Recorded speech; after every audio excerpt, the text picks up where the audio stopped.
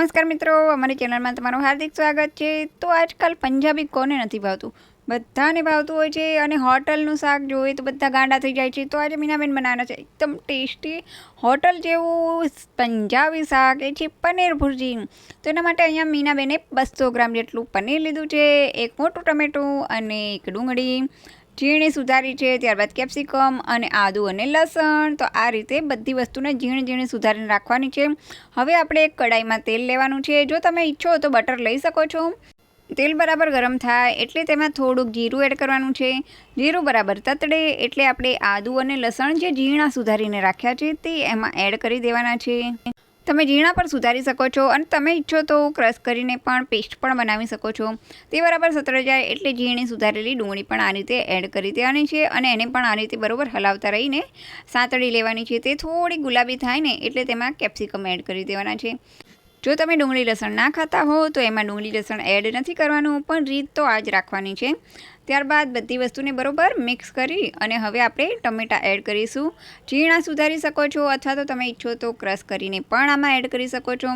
તો હવે ટમેટાં એડ કર્યા પછી ફરીથી બધી વસ્તુને આ રીતે મિક્સ કરી દઈશું। તો હવે આપણે કરીશું એમાં મસાલો। તો મસાલામાં હળદર, લાલ મરચું પાવડર, થોડું ધાણા જીરું અને થોડુંક મીઠું એડ કરી અને બધી વસ્તુને બરાબર એકવાર હલાવી લઈશું અને 2 થી 3 મિનિટ માટે એને ઢાંકીને થવા દઈશું। ગ્રેવી થોડી કોરી લાગતી હોય તો થોડું પાણી નાખી શકાય છે।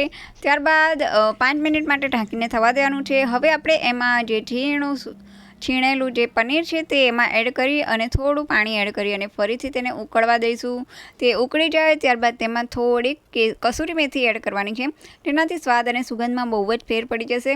ત્યારબાદ ગરમ મસાલો એડ કરવાનો છે। જો તમારી પાસે ગરમ મસાલો ના હોય અથવા તો પાઉંભાજીનો મસાલો હશે એનાથી પણ ટેસ્ટ મસ્ત જ આવશે। ત્યારબાદ હવે આપણે થોડુંક દહીં એડ કરવાનું છે ઉપરથી આ રીતે અને બધી વસ્તુને ફરીથી મિક્સ કરી અને 5 થી 6 મિનિટ માટે ઢાંકીને થવા દેવાનું છે। હવે મીનાબેન બરાબર હલાઈ અને રેડી કરી રહ્યા છે। ત્યાં સુધી જો તમે અમારી ચેનલમાં નવા હો તો સબસ્ક્રાઈબ કરવાનું ભૂલતા નહીં અને વિડીયો ગમે તો લાઈક અને કોમેન્ટ પણ અવશ્ય કરજો। તો ચાલો, આપણી ગરમા ગરમ પનીર ભુરજી તૈયાર થઈ ગઈ છે। તમે આને બટર રોટી સાથે અથવા તો પરોઠા સાથે અથવા તો નાન સાથે સર્વ કરી શકો છો અને મહેમાનોને ખુશ કરી શકો છો। ઉપરથી કોથમીર ભભરાવાનું ભૂલતા નહીં। તો ચાલો, હવે આપણે ફરી મળીશું નવા વિડીયો સાથે, નવી વાનગી સાથે। ત્યાં સુધી બાય બાય।